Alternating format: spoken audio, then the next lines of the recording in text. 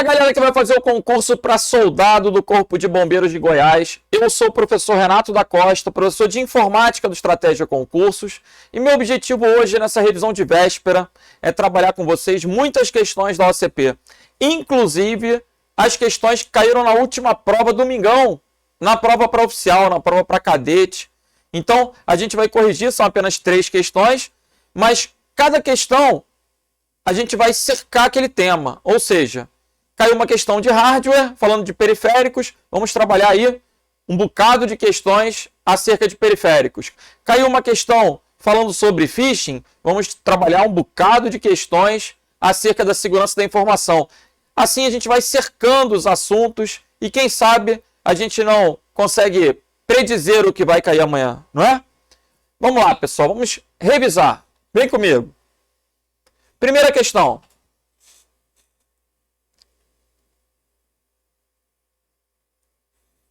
Qual das alternativas abaixo apresenta um dispositivo de saída de um computador? Vamos relembrar. O conteúdo programático coloca periféricos. Periféricos são equipamentos que estão ao redor do gabinete. Mouse, monitor, joystick, teclado, são todos exemplos de periféricos. Agora, esses periféricos podem ser de entrada, de saída ou ambos. O que seria um periférico de entrada? Um equipamento que faz a relação do homem para a máquina. Homem-máquina é entrada. Já o dispositivo de saída faz o inverso. Relação da máquina para o homem. Como assim? Veja, o joystick. Quando criança, eu usava muito joystick para videogame. Qual o objetivo? É deslocar o personagem do jogo, não é? É entrar com um comando, ir para a esquerda, ir para a direita, ir para cima, ir para baixo. Você está entrando com a sua intenção a partir do joystick. Hoje o joystick também pode ser visto como um dispositivo de acessibilidade. A pessoa que tem uma deficiência, ela pode fazer uso do joystick para manipular o ponteiro, por exemplo, para utilizar o computador. Então o dispositivo, o joystick, vai ser considerado inicialmente de entrada, ok? Assim como o monitor é de saída. Por quê? Porque eu digito as informações com o teclado é de entrada. Mas essas informações aparecem na tela. O monitor, a impressora, são dispositivos de saída. Você tem que perceber o fluxo. A gente tem entrada, processamento, que a gente vai chamar de UCP ou CPU, e saída. Você digita, a informação é processada e o homem visualiza a resposta no monitor. O monitor vai ser um dispositivo de saída. O mouse é de entrada. O scanner, o que é um scanner? Um equipamento que digitaliza textos, que digitaliza imagens, que vai passar do meio analógico, que é o papel, para o computador. Então ele vai fazer o fluxo de quê? De entrada. Gabarito da questão, letra B. O monitor é um dispositivo de saída. Legal. Quais seriam exemplos de dispositivos híbridos? Bom, híbrido é aquele que é de entrada e saída, como por exemplo uma impressora multifuncional. Se cair na prova uma impressora, a impressora é de saída. Mas se for multifuncional, ela é, além de impressora, scanner, fotocopiadora, ela tem múltiplas funções. Aí ela vai ter funções de entrada e saída. Se o examinador falar monitor, é só a saída. Se ele falar um monitor touchscreen, que é aquele sensível ao toque, aí é híbrido. O nosso celular tem uma tela touchscreen. Você vê as informações, saída, mas você bota o dedão, entrada. Então é híbrido, entrada e saída. Se o examinador falar joystick, entrada, joystick que vibra, como é que é? É, videogame moderno hoje em dia, tu tá lá dirigindo, de repente tu passa no buraco, o videogame treme. Aquilo é o quê? Uma saída. Né? Aí é híbrido. Então, você vai ter que avaliar. Se o examinador perguntar um webcam, o webcam está capturando e enviando para o computador. Você está vendo na tela, no monitor. Mas a webcam ela só é de entrada. Microfone, de entrada. Caixa de som, de saída. Você tem que perceber esse sentido da informação. Vamos para a próxima. Um usuário de computador deseja fazer um backup, uma cópia de segurança. Para isso, ele utilizará um dispositivo de armazenamento. O backup ele tem que ser armazenado em uma mídia diferente para que o mesmo incidente não danifique o original e a cópia. Qual a alternativa que não poderá ser usada para que o usuário faça o backup? E aí? Eu posso fazer um backup para um DVD? Posso. Para um CD? Posso. Para um HD? Posso. Para um pendrive? Posso. Eu não posso fazer backup numa memória RAM. Por quê? Porque a memória RAM é volátil. O que é volátil? É uma coisa que se perde. Quando você desliga o computador, ela é zerada.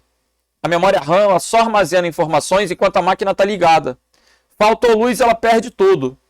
A memória RAM é volátil, é temporária. Então eu não posso fazer backup numa memória que quando eu desligar o computador ele vai perder tudo. Por isso o gabarito aí é o que? Letra D. Agora, o que eu posso acrescentar? A gente tem mídias magnéticas, óticas e sólidas. Magnéticas, óticas e sólidas. Mídias magnéticas, a gente pode pensar no disquete, que está em desuso, no HD, que é o disco rígido. Tá bom. Mídias óticas, eu posso pensar no CD, no DVD e no Blu-ray. E mídias sólidas, eu posso pensar no cartão de memória. Eu posso pensar no pendrive e no SSD, que é o sucessor do HD, só que formado por uma memória flash, uma mídia sólida, né? Agora, esse CD, DVD, Blu-ray, a gente tem as letrinhas. É possível que apareça ROM, R ou RW. Quando for ROM, é só de entrada. Por quê? Porque é só de leitura. A mídia ROM, ela é só de leitura. Read Only Memory. Quando ela é R, é que ela é gravável. Mas eu só consigo gravar uma vez. Depois que eu gravo, eu não consigo apagar. Enquanto RW é regravável. Eu posso gravar, apagar, gravar de novo. Então, entenda a diferença. O DVD ele é cerca de 7 vezes maior em relação à capacidade que o CD. Fisicamente tem o mesmo tamanho, mas ele armazena 7 vezes mais dados que um CD. Ele poderia ser R ou RW. R é gravável, RW é regravável. E quando for ROM, é só de leitura. Beleza? Vamos que vamos. Gabarito, então, letra D. Vamos para a próxima. Assinale a alternativa que descreve de forma correta uma mídia de armazenamento que utiliza tecnologia ótica para leitura e gravação. A memória RAM é eletrônica. A memória cache também é eletrônica, sendo que a RAM é dinâmica e a cache é estática. Isso não tende a cair na prova. Não, são alternativas erradas. O edital de vocês, ele restringe o conteúdo de hardware, ele restringe esse conteúdo a periféricos. Periféricos, conceitos e instalação. De certa forma, ele restringe o conteúdo de hardware. Agora, o cartão SD é uma mídia sólida. O CD, o DVD e o Blu-ray são mídias óticas. Então, quando ele fala mídia ótica, só pode ser CD, DVD ou Blu-ray. Gabarito letra D. O pendrive também é sólido. Ok? Gabarito, então, letra D.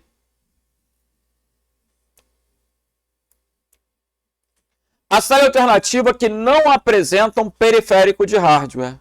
E aí? Lembrando, o computador ele é formado por dispositivo de entrada e saída, processador e memória. Basicamente, são esses componentes. Periféricos são os dispositivos de entrada e saída, que estão ao redor do gabinete, ao redor do processador. O scanner é um periférico, a impressora é um periférico. O HD externo também é preso numa porta USB, é um periférico. O cartão de memória pode ser visto como periférico. Agora, a placa-mãe, ela está dentro do gabinete. É a principal placa do computador. Ela não é considerada um periférico. Os periféricos, inclusive, eles são ligados através de cabos à placa-mãe. Através de cabos e conexões que a gente vai chamar de portas, barramentos de comunicação, portas. Então, quem não é um periférico? A placa-mãe. Numa questão de prova, quem não é um periférico? O processador não é um periférico. A memória RAM não é um periférico. A memória ROM não é um periférico. Ok? A placa-mãe não é um periférico. Agora, tudo que eu consigo ter ao redor da máquina, ligado com cabos, preso com cabos, aí sim, não tenha dúvida, é um periférico. Beleza? Gabarito aí, letra E. Vamos para a próxima.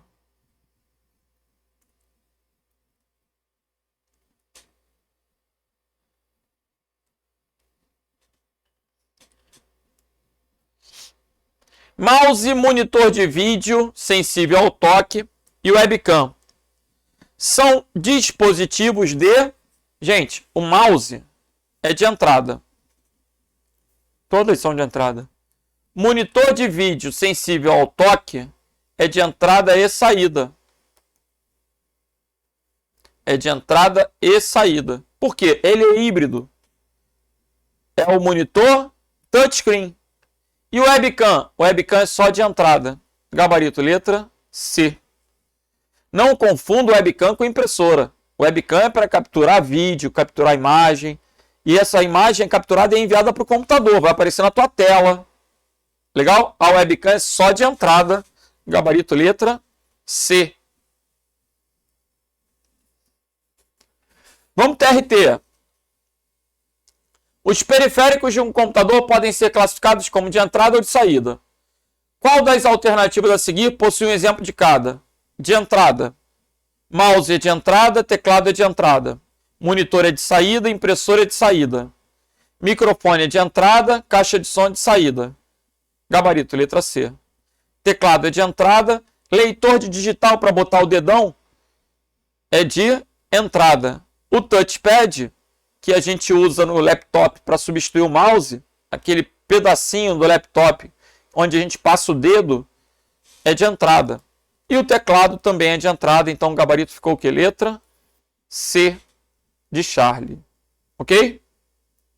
Respectivamente, qual das alternativas a seguir possui um exemplo de cada? Entrada e saída, gabarito, letra C. Vamos para o Corém. Tudo questão da ACP, hein? Qual das alternativas a seguir apresenta um dispositivo que é de entrada e também de saída? Ah, ele quer que sejam os dois ao mesmo tempo. Touchpad, esse sensorzinho para a gente passar o dedo para mexer o ponteiro na tela do laptop. Touchpad é de entrada. O monitor touchscreen é híbrido.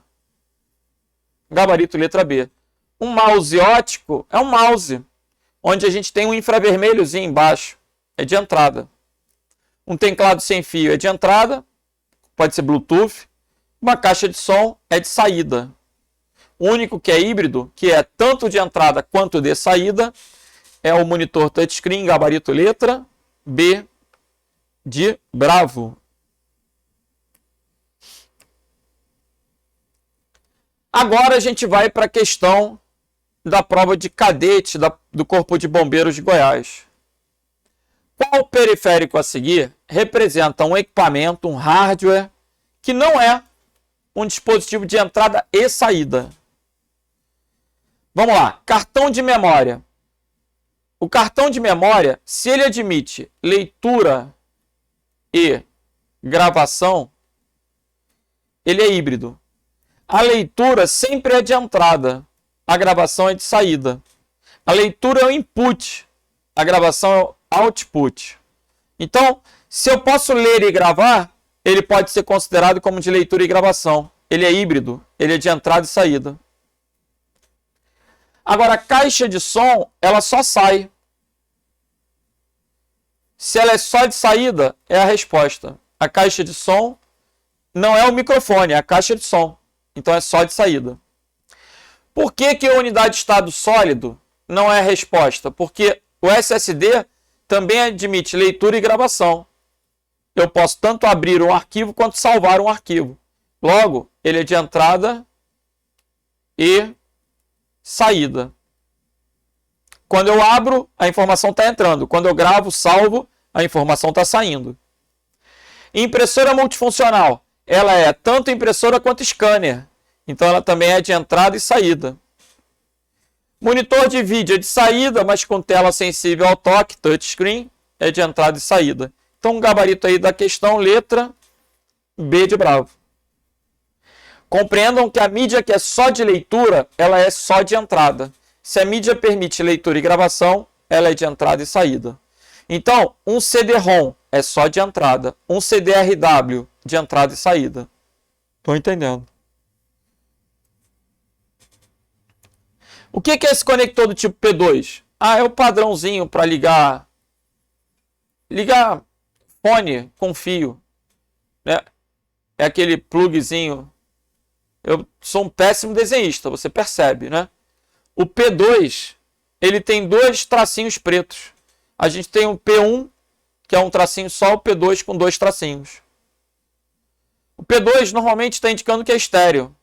E pode ser um P3 quando ele tem, além do microfone, a caixa de som. Quando ele é um headset, aí ele vem com P3. Ok? Entendi. Pode ser P1, P2 ou P3. Esse conectorzinho de fone de ouvido. Legal. Douradinho. Assinale a alternativa que apresenta uma característica de malware. O que é um malware? Um código malicioso. Quais são os tipos de malware que a gente pode lembrar? Vírus, worm, bot, ransomware, cavalo de Troia, backdoor e rootkit, além do spyware. Então, essas 8 são as principais categorias de malware. Ele quer o ransomware. O ransomware é o que está na moda, gente. É o que mais cai em prova hoje em dia. A ideia de ransom está associada a resgate. O que esse programa faz? Ele criptografa os arquivos da máquina do usuário e cobra algum tipo de pagamento para liberar a chave de acesso. Imagina você ligar seu celular ou seu laptop e já apareceu uma tela dizendo que você tem 24 horas, senão ele vai apagar tudo. E aí você tem que pagar tantos bitcoins para ele poder, tantos dólares em bitcoin para ele poder liberar o teu acesso. Ele sequestrou teus dados, ele criptografou os seus dados. Você perdeu acesso aos dados do seu computador. Qual é a maneira que você tem de se proteger disso? Bom, maneira de proteger, você vai evitar executar anexos de pessoas desconhecidas, evitar clicar em links, evitar acessar sites através de consultas de Google, né, dar preferência sempre a digitar o endereço. Existem vários procedimentos de segurança. Ter um antivírus instalado na máquina, ter os programas sempre atualizados, com correções, com atualizações, com patch. Agora, a maneira de mitigar um ataque é com backup. Se você foi vítima de um ransomware e tem um backup, você apaga tudo e reinstala o backup limpo. Caso contrário, você vai chorar. Logo, o gabarito dessa questão, que letra é? O ransomware é o programa que vai cobrar resgate. Exige quantia em dinheiro para decriptar os dados do usuário. Letra E. É interessante a gente conhecer cada alternativa. Sempre que o examinador falar de malware e associar propaganda, a resposta é adware. Captura de dados do teclado é o keylogger. Keylogger e adware são espécies de spyware. Legal? Tanto o adware quanto o keylogger da letra A e da letra B estão associados a programas espiões. Gravação dos dados exibidos na tela é o screen logger. Screen logger é outro programa malicioso voltado como um spyware. Legal? É outro spyware. E programa que captura dados bancários e envia ao invasor. Dados bancários, a gente vai pensar no spyware. Que interessante, todas as alternativas têm a ver com spyware. Spyware é um programa que monitora dados e envia para terceiros. A gente tem adware, keylogger e screen logger como tipos de spyware. Ok? Gabarito aí, gente. Letra E. Exige quantia em dinheiro para decriptografar dados do usuário. Vamos à próxima questão.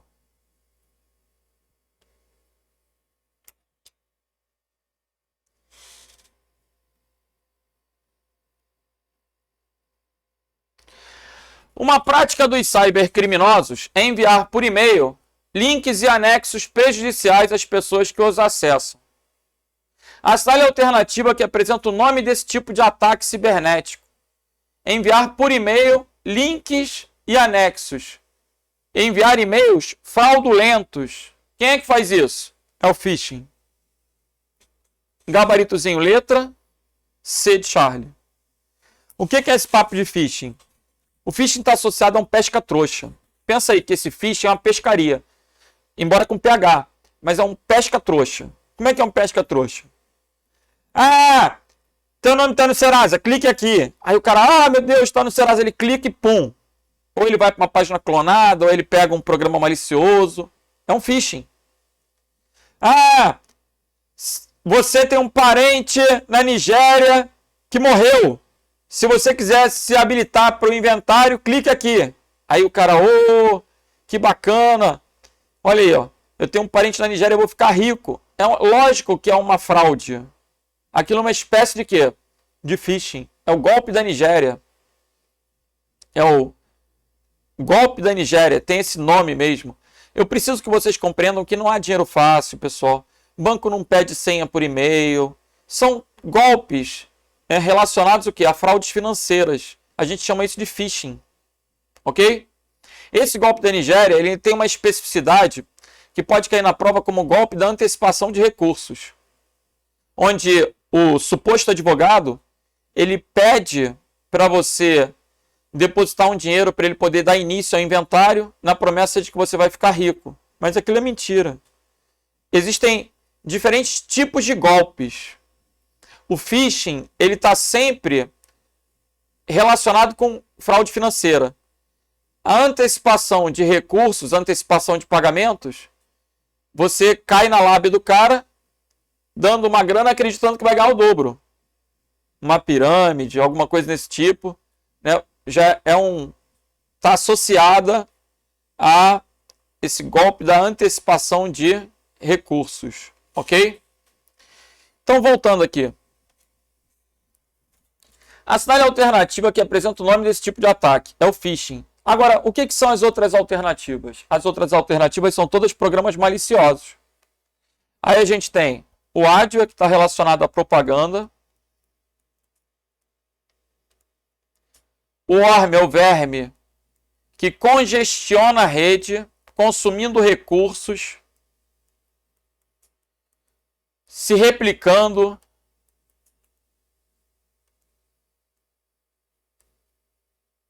consumindo muitos recursos.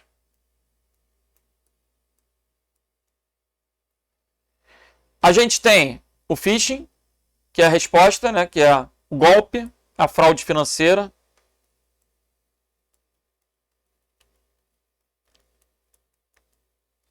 O cavalo de Troia se faz passar por um programa útil, mas possui código malicioso escondido. É subreptício, né, age de forma oculta. age de forma oculta.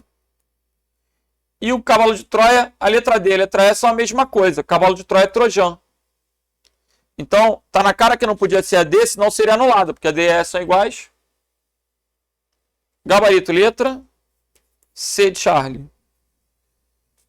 É o mesmo que o Orme e Verme. Se tivesse caído Orme e Verme, são as mesmas alternativas. Cavalo de Troia é a tradução de Trojan.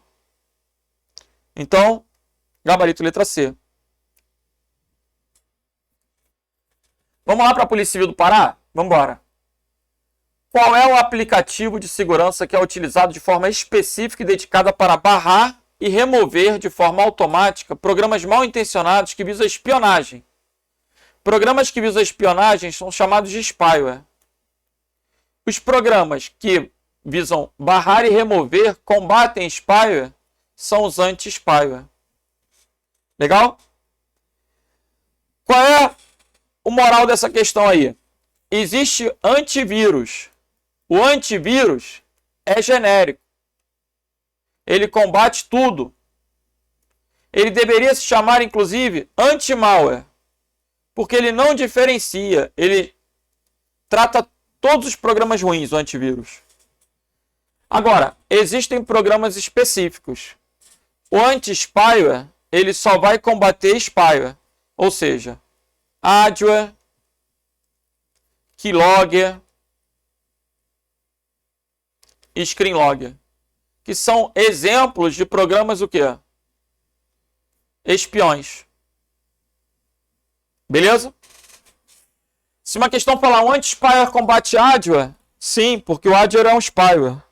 O anti-spyware combate keylogger, sim, porque o keylogger é um spyware.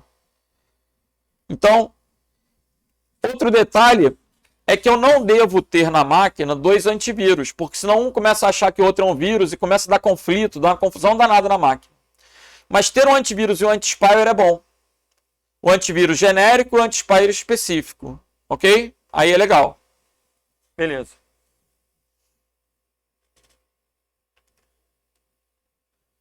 Vamos que vamos.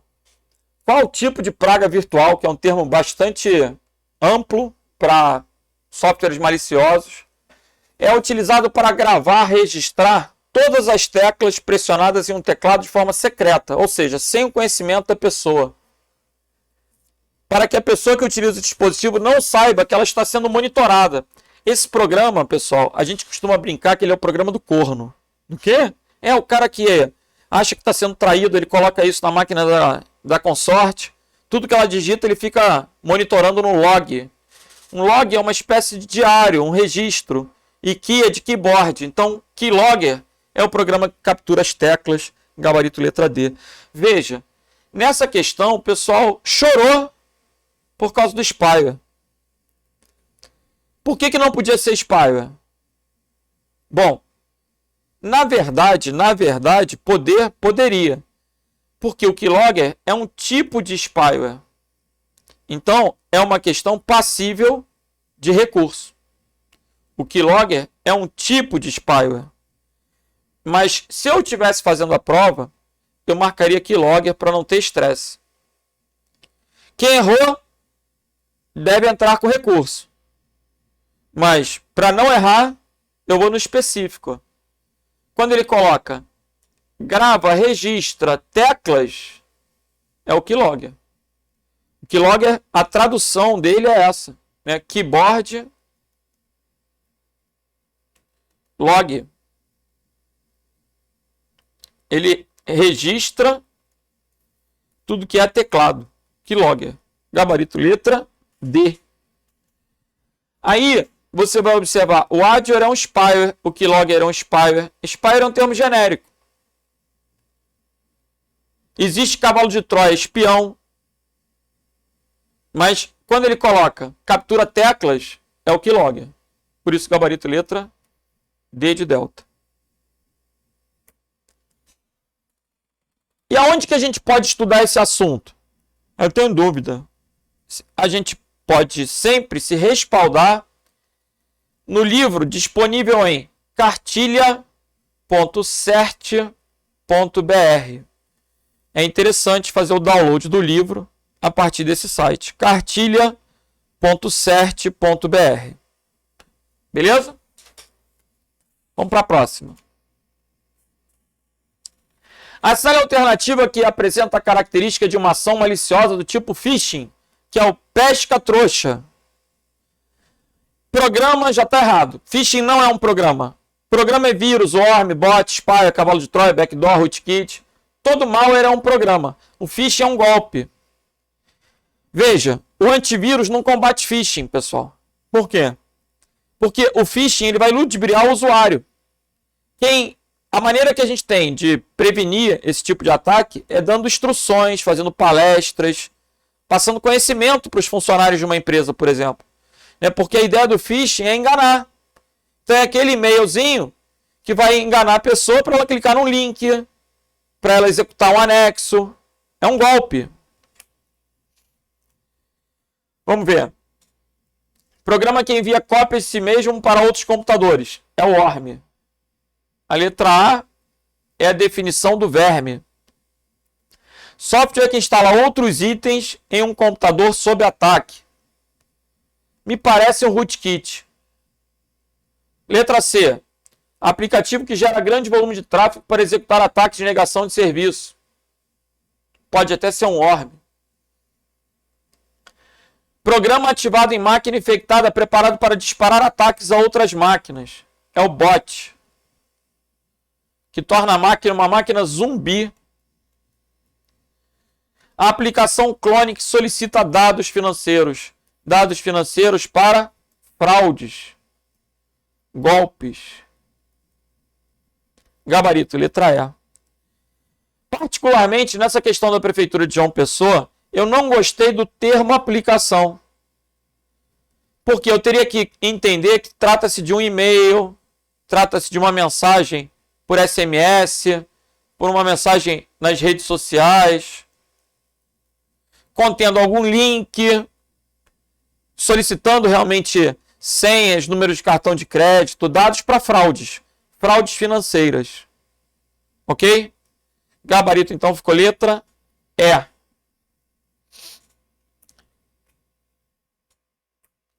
Vamos para a próxima. Vamos embora.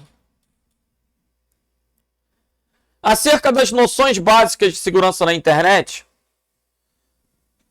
qual o nome atribuído ao envio de e-mails indesejados? E-mails não solicitados, esse tipo de propaganda não requisitada, não confunda essa propaganda com adware. Adware é um programa que insere propagandas em outros programas.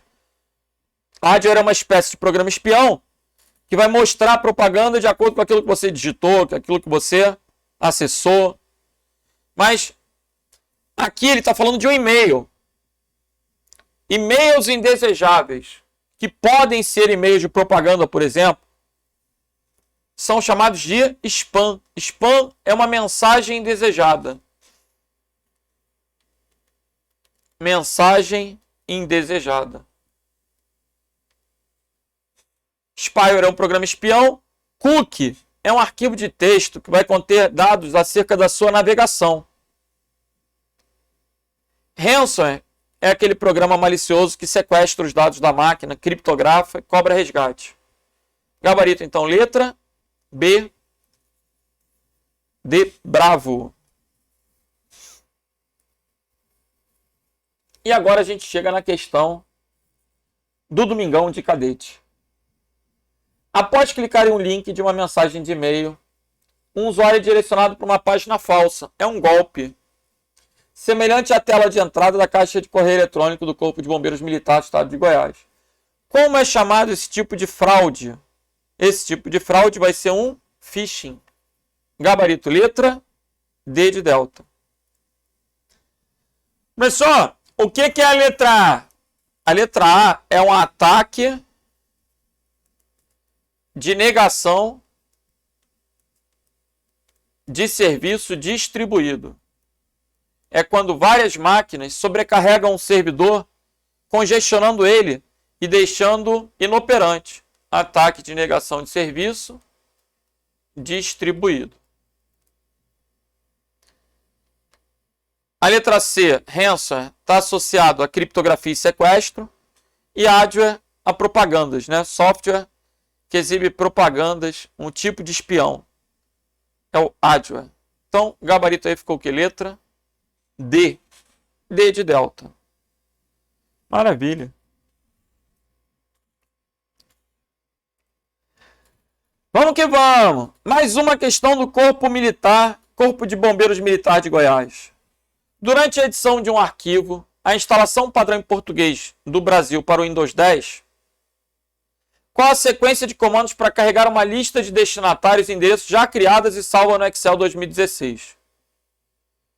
Como assim? Esse recurso é bem interessante. É um recurso chamado de mala direta. Quando eu quero mesclar um banco de dados, uma planilha do Excel com um documento do Word, eu posso criar uma mala direta. Dá um exemplo? Vamos fazer uma rapidinho. Rapidinho. Vejam. Estou entrando no Excel. Aí eu vou colocar aqui no Excel uma tabelinha com nome e idade. Nome e idade. Uma tabela rápida. Nome e idade. Nome: Renato, Bruno, Adriana, Renan. Idade: 45, 32, 43 e 57. Caramba! Vou salvar essa tabela e vou chamar essa tabela de malão. Por quê? Porque eu quero chamar de malão. Vou sair do Excel. Agora eu vou lá no Word. E eu quero criar uma propaganda personalizada para os meus clientes, para os meus amigos que estão naquele arquivo. Eu posso colocar parabéns, só que agora eu quero colocar o nome da pessoa. O que eu vou fazer? Eu vou começar uma mala direta. Então vou lá em correspondências, eu posso vir aqui em selecionar destinatários e aqui eu vou usar uma lista existente, que é o meu arquivo malão. Cadê o meu malão? Malão! Eu salvei o meu malão. Aonde que eu salvei o meu malão? Vamos entrar novamente no Excel. Eu salvei o meu malão. Vou entrar aqui no malão e vou salvar como? Para não ter dúvida. Arquivo, salvar uma cópia. Procurar. Vou salvar aqui em documentos. Malão. Legal. Agora eu saio do Excel novamente. E o malão está aqui em documentos. Olha o malão aí. Escolhi a planilha. O que eu posso fazer agora? Eu venho aqui em correspondências. E eu vou inserir o campo de mesclagem. Ó. Parabéns, nome. Para a sua idade, você está muito bem. Não parece que tem? Vou voltar lá em correspondências e vou colocar o campo idade. Olha o que eu fiz. Nome e idade são campos daquela planilha do Excel. Agora eu vou concluir e mesclar para um documento. Olha o que vai acontecer. Eu tinha digitado 4 nomes. Então aqui tem 4 nomes. Ó. Parabéns, Renato, para a sua idade você está muito bem. Não parece que tem 45 anos.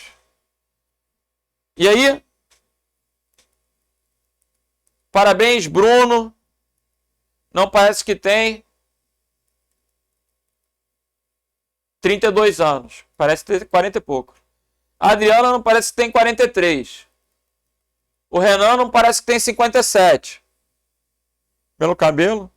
Então, a mala direta, ela permite que você crie um texto padrão e insira campos de um arquivo do Excel, de um arquivo do Access, de um banco de dados, mesclando um texto com um banco de dados. Esse é o conceito de mala direta. E a gente realizou o procedimento descrito em qual letra? Sempre que eu pensar em mala direta, a guia é correspondências. Correspondências só pode ser a letra C ou a letra E. Depois que eu clicar em correspondências, eu vou selecionar destinatários e usar a lista existente. Gabarito letra C. Eu não vou clicar em revisão. Revisão é outra guia. Galera, vale a pena hoje, véspera de prova, lembrar as guias. E para lembrar as guias, a gente tem um mnemônico, que é o parei, lá, decore. Página inicial.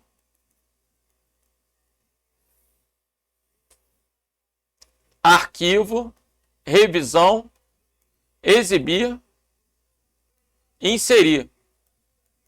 Layout, design, correspondências e referências. Para que isso? Observe que não tem no Word, no Excel, no Word, a gente não tem formatar, a gente não tem ferramentas, a gente tem essas guias do parei lá decore. Legal. Numa prova de múltipla escolha, pode ser interessante. Ok? Vamos para a próxima.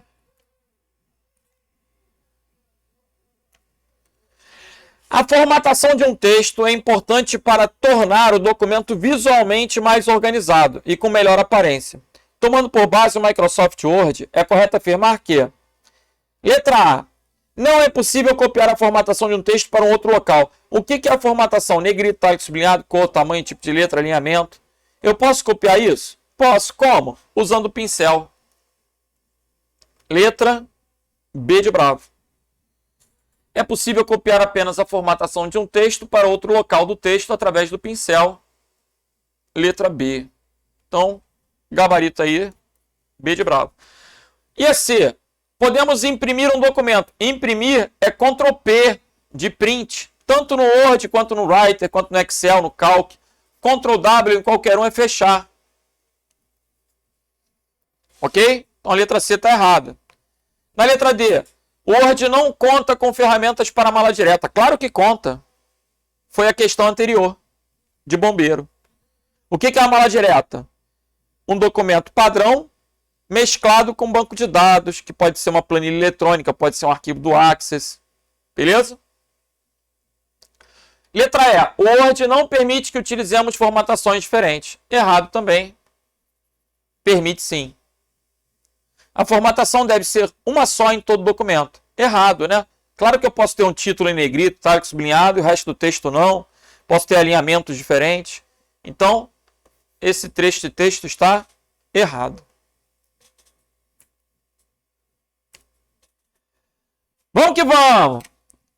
Na utilização de um computador existe um programa que, além de gerenciar a execução de aplicativos, serve de base para os aplicativos, atua como interface entre faces, entre o usuário e o hardware. O nome desse tipo de programa é sistema operacional. Letra D. Quem é o sistema operacional? É o Windows, o Linux, o Android. São exemplos de sistemas operacionais. Interpretam comandos, intermediam a comunicação entre o usuário e a máquina. Servem de interface, está entre o usuário e o computador. Letra D de delta.